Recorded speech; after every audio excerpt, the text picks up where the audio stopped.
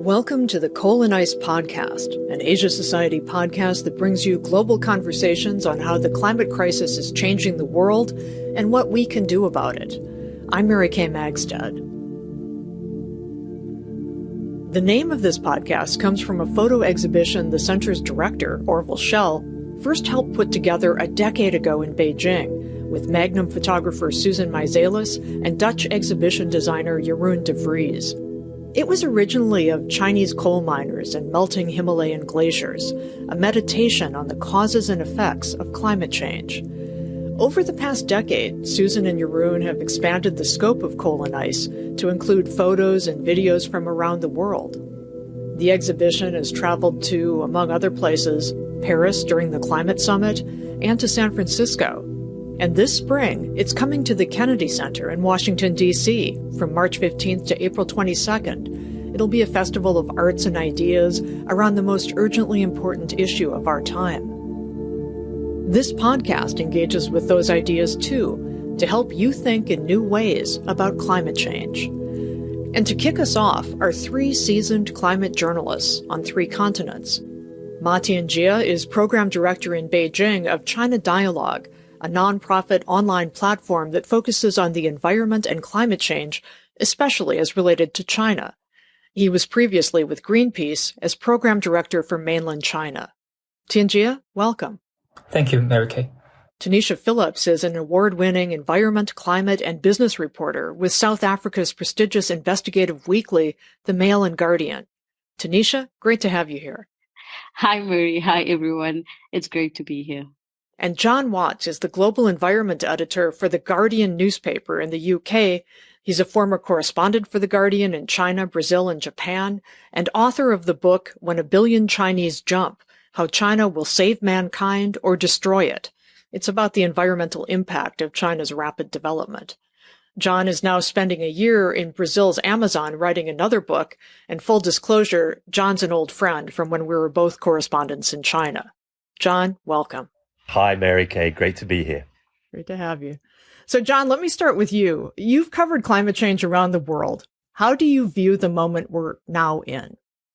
Dreadful, in one word. We are in serious trouble. We know the problem very well. Scientists are agreed. More than 99.9% of climate scientists concur that human emissions are causing this problem of a warming planet.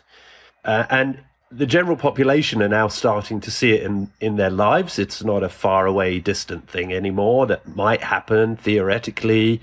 Many of us, seeing it in our own countries, either by record high temperatures or terrible flooding, as we saw in China last year, or droughts, heat waves, or devastating forest fires. It's a really terrible moment, and things are going to get worse. The question is how much worse, because we're now at the unstoppable stage. So the question is, how do we limit the damage, ideally as quickly as possible, so that it's hoped in the future we become intelligent enough to organize a way to actually start drawing down carbon dioxide instead of releasing more, and then reversing the problem that we have. But this will take decades and decades. So the priority right now is to cut emissions as quickly as possible to get to any chance of 1.5 degrees Celsius of warming, which is now the safest possible landing area that the planet can reach. We have to cut emissions essentially by half by 2030. And we're way off that. Emissions are still actually increasing. So we're going in the wrong direction. There are a lot of good people doing good things, and there are glimmers of hope here and there. There's more awareness. But, we're beyond the time of debating the science. We're beyond the time of awareness. We are in the period of action. We need action. Yeah. Tunisia, Southern Africa is expected to heat up more and more quickly than almost any other place on Earth. Cape Town, just as one example, has already experienced serious drought. How does it feel there now in terms of the urgency of the crisis? And from your perspective, what needs to happen most urgently in the world, and who needs to do it to increase the chances of Southern Africa remaining livable?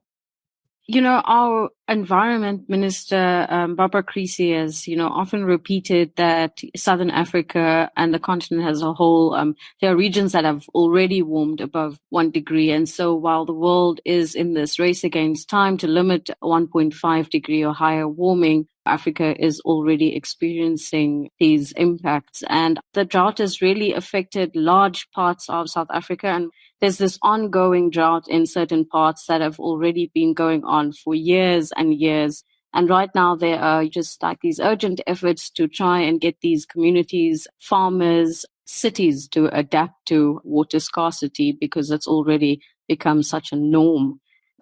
It is now sort of the development banks on the African continent in the developed world that is still pushing to finance fossil fuels and not really committing to an exact timeline on when they will stop financing new coal development or new gas and new oil. And I think the shift that is needed now is for developing countries to stop equating development and growth with great fossil fuel expansion. Consistent comparison between the global south and the Western world, who industrialized over the last 200 years on fossil fuels and are now superpowers and are expecting over-indebted countries whose sovereign credit ratings are always on the line as a result of their debt, who now also need to adapt and build resilience to climate change and to also, go through these massive energy transitions like in South Africa, where moving away from coal means moving from an 80% use of coal-fired power to less than 60% by the year 2030, which is going to need a monumental shift in the structure of the economy, which does come with a tremendous amount of risk. Yeah. So Tianjie, China's had an extraordinary 4 decades of economic growth, and coal has fueled a lot of that growth, even as the government has moved somewhat unevenly over the past couple of decades to reduce the role that coal plays in China's energy mix. So the Chinese government has just recently pledged to stop building new coal-fired power plants outside of China, as just one example. And it's also committed to reducing coal in the mix and reducing emissions overall going forward. And there are specific targets. Throughout this time, there's been an interesting evolution in how China's leaders see climate change and how they respond to it. I remember when I was based in China 10, 15 years ago, let's say around 2009, when the Copenhagen summit happened, there was still a number of officials saying, look, you in the West had your 150 years of dirty development and you grew prosperous. Now it's our turn. Now it's China's turn. There's been a pretty significant shift in outlook and approach. What happened and why? Yeah, I think there's a watershed moment around 2013, right? So China's climate story actually, or in the past 2 decades, basically has 2 parts. One is the build up infrastructure and pollute everything kind of scenario before 2013. And after 2013, there's really a kind of awakening, both pushed by this airpocalypse situation in major cities, particularly Beijing. And explain what that is. I mean, we experienced it, but what's the airpocalypse? Sure. I think people even in the West probably still remember that, especially during winter times, smogs in Beijing really hit like terrible levels that really cloud the city, right? People nicknamed it airpocalypse. And that moment really, I think, became this kind of environmental awakening, especially among the Chinese middle class, that the kind of economic model that China has been pursuing right before that time was really not sustainable. And I think there was also this realization at the very top of the Chinese leadership that it was a moment to reconsider right how China wants to develop and grow its economy. There was really an alignment of thinking both on the environmental side and on the economic side that you need to actually restructure the economy to less dependent on this kind of massive infrastructure and investment-driven growth model to a more innovation and sort of consumption-driven model. If you look at that awakening moment, you can see clearly now from China's sort of emissions trajectory. And there was even a period between 2013 and 2016 that people were thinking that China's coal consumption and carbon emissions had probably peaked. But since 2017, there was a slow rebound, and we're still seeing some kind of a rebound situation. We're seeing currently a situation where the top leadership is probably ahead of the public opinion in terms of its determination to reduce emissions and change the growth model and put in quite strong climate policies and emission reduction policies at some point that provoked a kind of pushback from the society for being like too radical in the decarbonization drive. That's a really interesting observation that public opinion isn't necessarily keeping up with, where government policy is going. You put together an interesting year in review looking at China's climate goals at the end of 2021. And one of the things you mentioned in it was that, at least one commenter in Chinese media had said, hey, back in the Tang Dynasty, it was a golden age for China and the weather was warmer and we had more water. So climate change is good for China. Is that a commonly held belief within the public? And I know there was, government actually had to kind of push back and say, no, we do need to be worried about climate change. Yeah, if you look at the virality of that kind of post, it reflects that there is a pretty big segment in the Chinese society that still doesn't understand or appreciate the fact of climate change that is going to be quite devastating, right? For China, particularly above average sea level rise compared to other parts of the world. It is seeing pretty severe glacier retreat in western part of the country that disrupts the water cycles that actually sort of feeds the agriculture in a key part of the country. And extreme weather events, particularly this year in Henan province, was really devastating, right? We're seeing like people just drown in the middle of the city in a subway because of this unprecedented heavy rain. And this is all sort of being recognized by policymakers and scientists in China. But because the policymaking process has been quite top down from the very beginning, there was never this conversation about climate change, right, in the Chinese society. So I think there is actually the kind of even like comic denialism in the Chinese society about what is climate change and how it's going to impact people's lives and the economy. So in the long run, it's going to be posing a challenge for the seemingly progressive policies from the top, because when you have done with all the factories, when you have controlled all the emission trends from like big industries where the government has a pretty good grasp of, then you will need to make really big cuts in transportation, in everyday consumption that touches people's everyday lives. And at that point, if there is no consensus or there's very weak buy-in of how, for example, electricity bills will be sort of more expensive in order to better support the development of renewables, then you will have real challenge of actually implementing a lot of those emission cutting policies in China, even if the leadership is sort of committed to doing that. That is a set of challenges that I think is a little counterintuitive. From outside of China, the perception is the government's not acting fast enough. And within China, the government is working with a fairly complex situation and trying to kind of balance being able to have enough energy for the level of economic growth and demand that's there. And then also, it must be said, state-owned enterprises that are in the energy sector, the government wants them to succeed. And so, transitioning quickly has an impact on them. And in the past, that sometimes led to a slower transition or even a backpedaling for a little while. But within China, just so that listeners have a slightly better understanding of what's happened with coal in China, where was it at 20 years ago or 10 years ago in terms of the percentage of coal in China's energy mix, and where is it now? So in terms of total energy consumption, coal is, I think, today at around 57% in total. 10 years ago, 15 years ago, it was above 70%, right? So China, in the past 1 decade also, China has managed to reduce the share of coal in the energy mix by, I think, 13%. Given how large the Chinese energy market is, I think that amount is pretty huge. And if you look at in terms of installed capacity, this year we are seeing that coal actually, for the first time in history, is like below 50% of China's installed electricity generation capacity. It's pretty significant downward movement for coal's share, right, in the energy mix. Yeah, so downward movement of coal's share, but overall energy use is going up as China's economy grows. So then, total emissions continue to rise for the moment. That's true. Even though because of the economy is also slowing down, so the general trend of energy consumption growth is also sort of slowing, right? So it helps with peaking in general. Yeah. So, Tunicia, while we're talking about coal, coming back to you, because at the most recent climate summit in Glasgow, South Africa struck a really interesting deal to help wean itself off of coal, with the US, Britain, France, Germany, and the European Union giving a total of $8.5 billion in grants and low interest loans over the next 5 years to help that happen. So coal right now is something like 80% of South Africa's energy mix. Foreign Policy magazine called this deal the most impressive thing to come out of the COP26 climate summit. Explain a little bit more about, the deal, how it came to be, and why this is important for South Africa. This announcement came out at COP and it was widely celebrated, but I think it has been met with skepticism.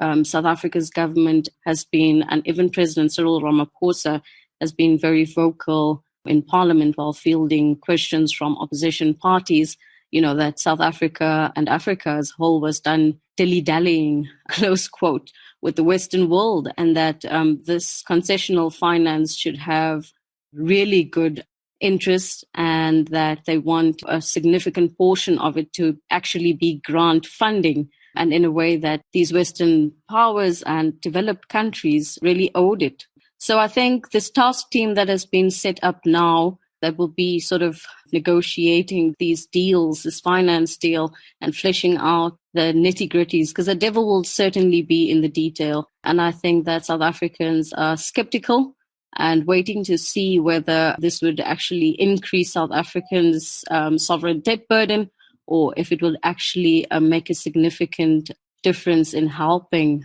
South Africa transition away from coal. And since it's called, a just energy transition package, so to speak, this finance will actually reach the communities and the people would be most affected, that it will go to creating new jobs in renewable energy, as the government says it's planning to do.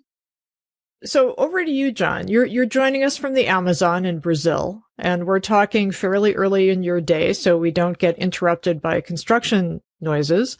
There's been a lot of construction in the Amazon lately, a lot of clearing of forests, a lot of intentionally set forest fires contributing to climate change, and a lot of trees that aren't there anymore, absorbing carbon dioxide. So what's going on? What's behind that? And how do you find Brazilians you talk to feel about this?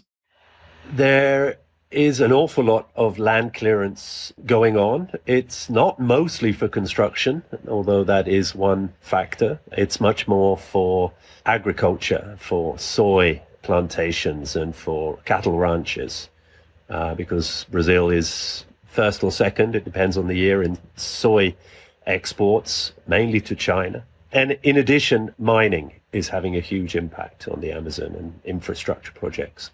The reasons why, well, there's two main reasons. One is the short-term impact of the presidency of Jair Bolsonaro. And the second one is the long-term trend of Brazil's history and development. Let's focus first on Jair Bolsonaro, who is an extremely right-wing president who has basically made it his priority while in power to reduce the protections on the Amazon rainforest and other important biomes like the Cerrado and the Pantanal, and open up these areas for economic exploitation. So logging, agriculture, mining, the usual. This has been calamitous. It's taken Brazil backwards.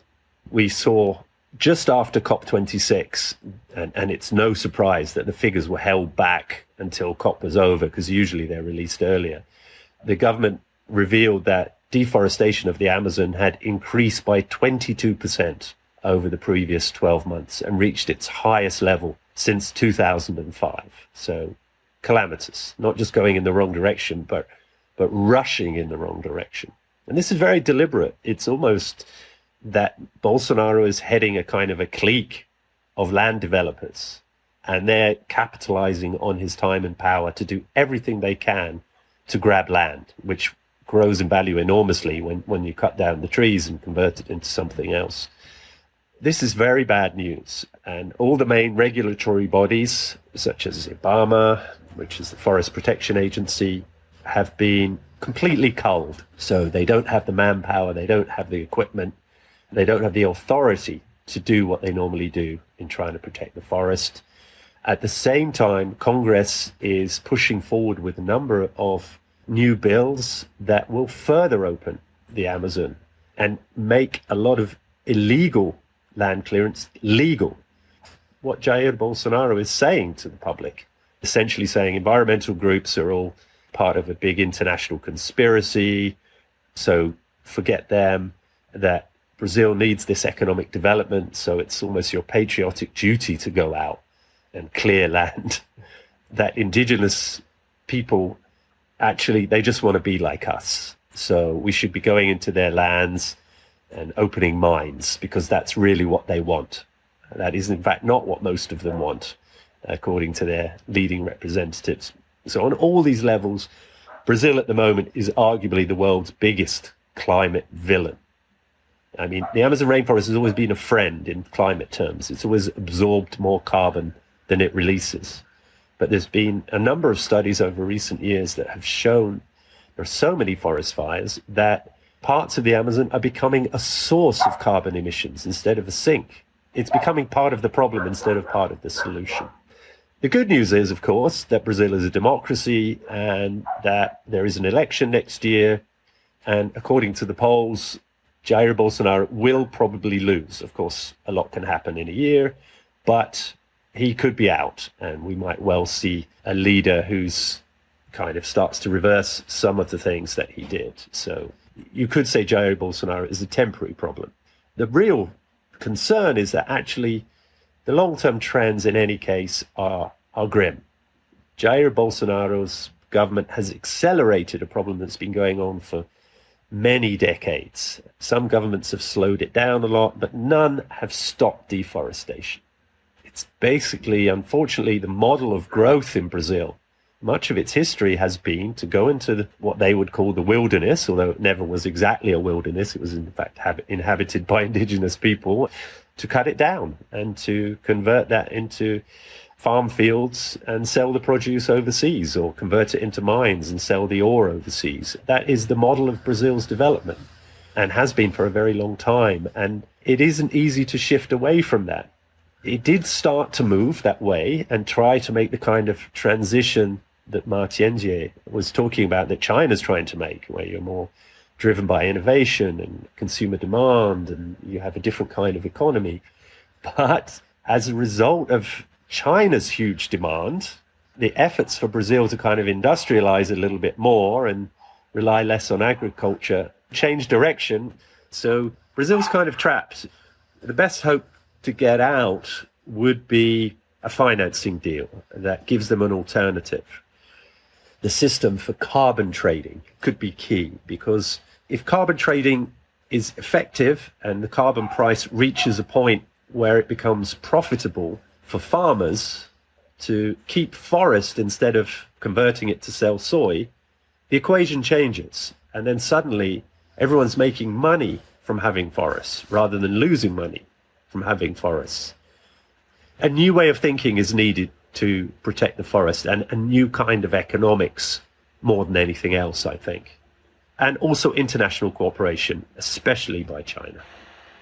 So that's a lot to think about from all of you in terms of some of the challenges that the world faces related to climate change. One of the great things about having a conversation like this with experienced journalists, especially journalists who are all focused on the same very important thing, is that I'm sure you have really interesting questions for each other. So this is your turn to take the wheel and ask each other some questions. Tianjie, why don't you kick us off?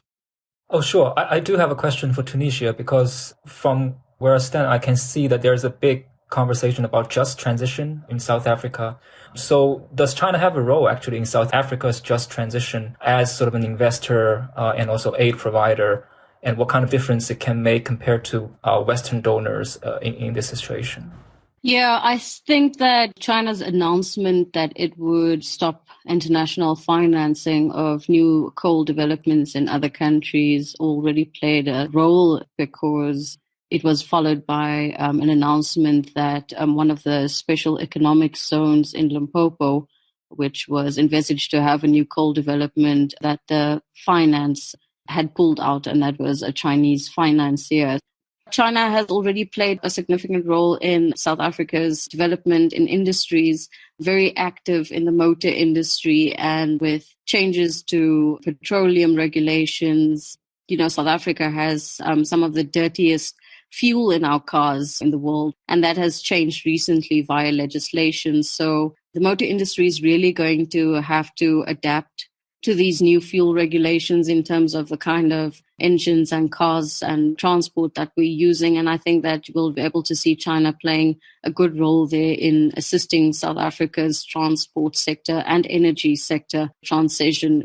We're seeing, South Africa putting a lot of effort into developing its green hydrogen economy. And fortunately, the research and innovation has started 10 years ago. So they're just at the opportune moment to get this new industry off the ground. And while there's plans to use gas as a base load, while this green hydrogen economy kicks off because it's so new, they anticipate that it will take about 10 years. But I think that China also there in terms of technology transfer and skill transfer can play a role in helping South Africa accelerate that so that policymakers won't use a tremendous amount of gas expansion as an excuse for greener forms of energy taking a long time to basically come online. John, do you have a question for Tunicia before I ask Tunicia to ask a question? Yeah, I suppose going back to the COP again and this announcement on coal that did seem very positive.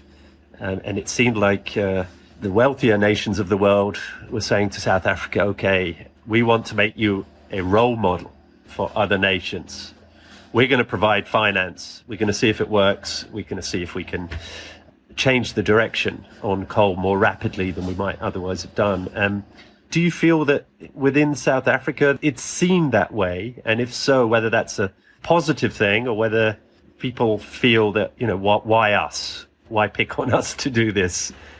I think that overall, Cyril Ramaphosa's administration is seeing this as a very good step forward in these countries honoring their financial commitments. And I also think that government is making its effort and civil society groups are making the effort to sensitize the wider public to South Africa's role on the African continent as a carbon emitter. We take up half of Africa's emissions. We've industrialized on coal, on fossil fuels. And so we do have a bigger responsibility. And it only makes sense that we become that poster child for the continent to show other countries that in case you were planning to industrialize any further, there are other opportunities, there are alternatives, there are ways to grow green.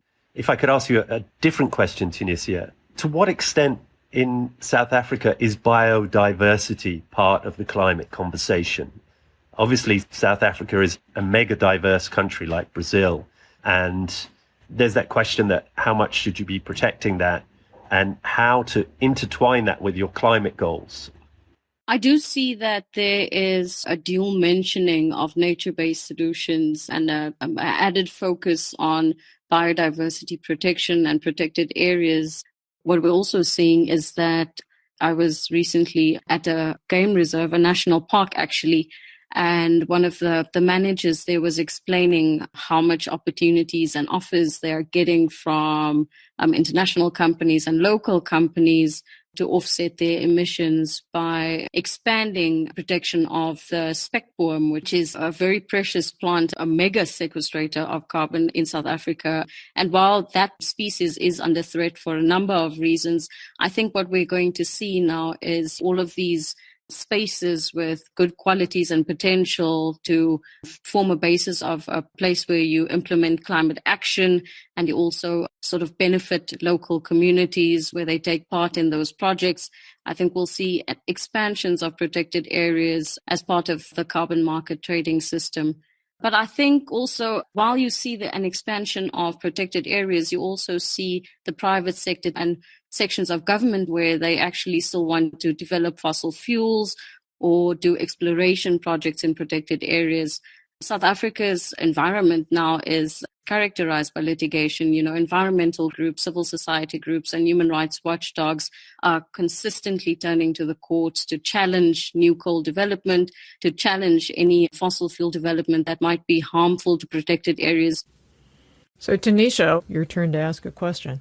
Yes, John, when we report so far away from the Amazon rainforest, I know a lot of local newsrooms, the news style is always to localize even, international stories.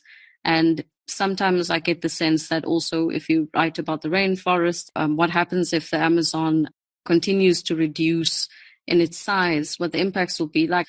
How do we explain to our audiences why it's so significant that we should be keeping an eye on Brazil? Your question is really important because developers of the Amazon have historically always made the claim that there's nobody there. Governments, during the dictatorship period in Brazil, which lasted from the mid-60s to the late 80s, there was this big push by the generals to get people to go into the Amazon. And they always used to argue that it's land without people for people without land. And this was always nonsense because indigenous people have lived there for thousands of years and lived there in very skillfully in the way that they manage the Amazon. The Amazon's always seen as a wilderness, but this is in many cases a terrible misconception because indigenous people have planted, it's estimated, up to 40% of the Amazon. So in many ways, it's an anthropogenic forest, and it shows how humanity can live in conjunction with nature very well.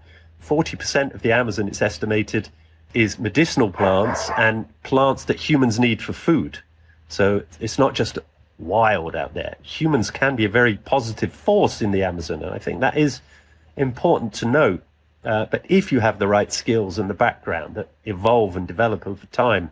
So yes, it's really important to localize, personalize things, to stress positive stories, as well as showing the often destructive influence of outsiders who move in with a different agenda.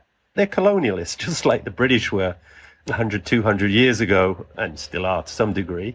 The type of colonialists you get even within China, and frontiersmen, pioneers. The United States is a nation of pioneers, and that mentality of going there to take out as many resources as you can and take them back, that's in many ways the problem. And how do you show these two sides at the local level, the side that lives with the forest, the side that wants to just exploit the forest?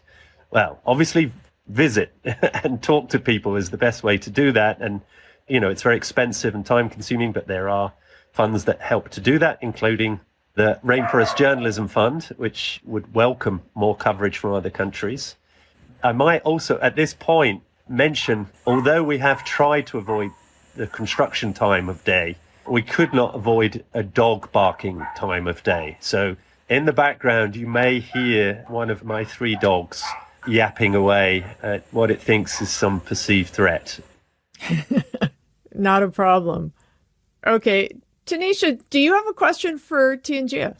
I do. I mentioned earlier that we saw a very quick turn of events in South Africa after China announced that it would not be financing new coal development overboard. And what I'd like to know is, what does this look like in domestic policy in China? Was it sort of the announcement came and there was an immediate moratorium on all existing or planned new coal developments around the world where China was involved, or is it something that we'll see develop gradually? Yeah, so I'm just very eager to know what's happening there from a domestic policy perspective. That's a very great question. Actually, inside China, that announcement came as a big surprise, even to a lot of the senior policymakers that we have access to. This actually has become sort of a norm in the past year about Chinese climate policy.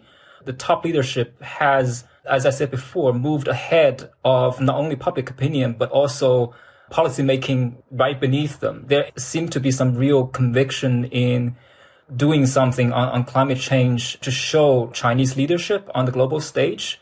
So the coal exit announcement by President Xi at the UN, even within the government structure. People need to get clarity as to, okay, so what does this mean? Does it mean that we need to pull from all the projects, or does it only apply to projects that hasn't signed a contract? Or does it apply to like project that has signed a contract but hasn't reached financial closure? Like what stage do you make the cut? None of that is clear at this moment. And I think they probably are going to create some guidelines for the banks and state-owned companies how to move forward with certain projects and create criteria for actually applying that policy, right? So it's a good thing that, for example, at the Limpopo industrial area, the projects are already pulled off.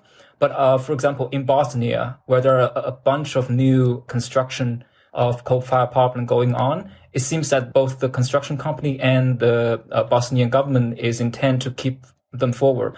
Since the contracts are signed, construction probably have been going on, or planning has been going on for a while, probably some of those projects are going to go ahead, right? So there are a lot of ambiguities in that announcement. And it takes some sort of clarification to gauge like how large an impact and difference it will make in the months and years to come. So John and Tianjie, you haven't asked questions of each other yet. So why don't I let you each do that? And then I have one last question to wrap up. John, you want to go first? It's my question for Ma Tianjie, who I remember talking to many years ago about plastics and other forms of pollution in China when I was there way back in the day. But my question this time is quite a different one. And it is that China is the most important player at the moment. Historically, it does not have the most responsibility, but right now it is the biggest emitter. And it's also the biggest driver of change to natural areas or areas of large biodiversity. So my question is this, whether there's any possibility that China might make an announcement similar to the one it did on overseas financing of coal, where it really puts biodiversity considerations very high on the agenda when it comes to funding projects or doing business in other countries. And to some degree, I know that kind of exists already. But as you were telling us today, a lot of the action in China is driven from the top down. And I wonder if, A, there is Chinese concern at the top level about what's happening in the Amazon and any willingness to do something about that, as China is the biggest importer of soy from here and a large importer of beef too. And secondly, what is the potential for the public to be better informed, the Chinese public to be better informed about what's happening in the Amazon? What could be done to encourage more Chinese journalists to come here and report on what's happening in the Amazon, why it's so dangerous if it becomes a source of carbon rather than a sink? Thanks, John. Yeah, that's a very important question. And I actually meant to respond to your earlier comment because this is an area actually where the disconnect between top-level policymaking and consumer sort of attitude and public opinion manifests itself right perfectly, right? So again, from the top, we are seeing like biodiversity is taking a pretty high place in the Chinese political agenda, particularly when China is hosting the UN's biodiversity talks in Kunming, right? From the very top, China seems to be intent, right, to take a leadership on biodiversity as it does in the climate area. It has signed up to, for example, the Zero Deforestation Pledge at COP26, showing the intention, okay, we want to be part of the global effort to take care of the common goods, right, the public goods. This is currently a buzzword in Chinese policymaking. And yeah, signing on to those pledges would means that, for example, state-owned companies like COFCO, they will be sort of probably playing some role in greening its supply chains. It's a big Chinese food trader and has a pretty big footprint in the Amazon. So I think having those big players on board definitely helps.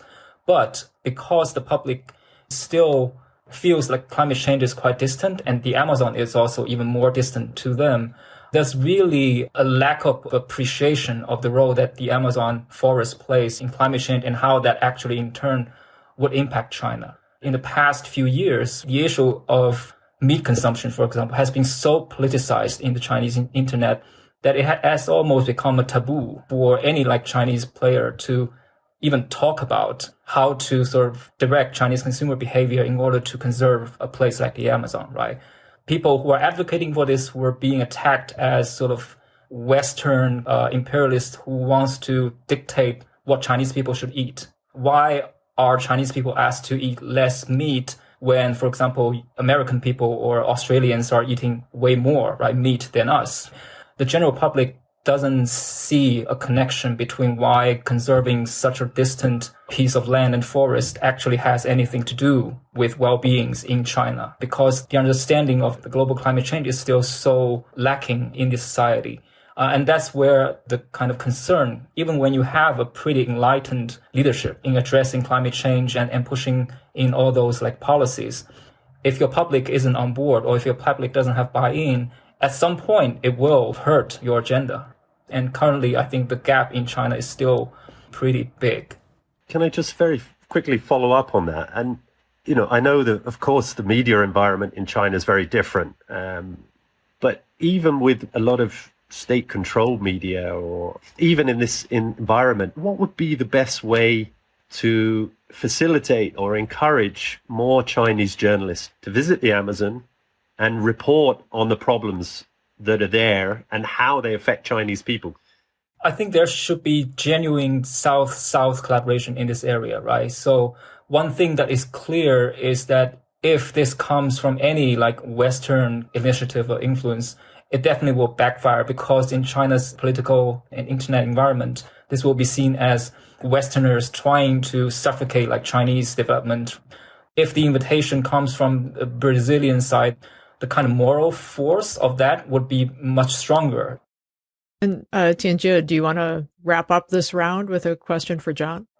Yeah, I do have a question for John, which is actually related to this fantastic interview you've done with Wang Yi, the senior lawmaker from China. I think you met him at COP26. And I think that interview played quite well inside China because it was quite candid. And it seems that he did open up a lot of those topics. And the whole theme of his interview, I think it was that China is doing a lot, doing this whole systemic changes inside the Chinese society to meet its climate goals. But nobody outside China seems to be understand the kind of fundamental changes China is trying to make. Do you think China is actually telling a compelling climate story to the world at this stage? A good question.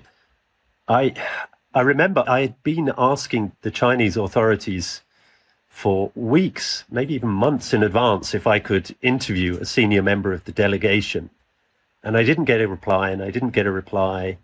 So when I got to COP, almost every day, I went to the Chinese delegation and asked for an interview. And I wrote another letter and I said, look, really candidly, what I'm worried about is that we're going to have a Copenhagen type situation. In 2009, there was another huge climate meeting in Copenhagen. And I think that the Chinese view really didn't get out, and appalling media management is one of the reasons for that, and distrust that has emerged over decades. And because of this distrust, I think there is a tendency often on the part of Chinese officials to think it's better not to talk than to say the wrong thing, or to say something that might be misunderstood, or to say something that might be attacked within China. So it was kind of brave in the end for Wang Yi to respond positively. And he sat down with me and we had a very good conversation. I felt we really kind of broke some barriers in what we were saying. And I think there's a lot of area where China can be criticized and should be criticized. I think it's healthy. But at the same time, I think it is important to show what China is doing, and the incredible political difficulties and logistical difficulties of turning such an enormous ship around. And, you know, I wish China would do more, but I think it does need to be said that China is doing a lot. That's not a contradiction. I've got one last question for you all, a lightning round question. So we've talked a lot about kind of what keeps you up at night related to the challenges we all face with climate change, but also that you're facing in the particular areas where you live and that you focus on. What gives you hope? Tunicia, why don't we start with you? It sounds like an easy question, but it's not really. What gives me hope is seeing the tremendous amount of movement we're seeing in climate change space, whether it's local narratives evolving, whether it's the political environment and atmosphere sort of changing towards one that really recognizes this as a great threat and one that is happening presently and not in the far off future.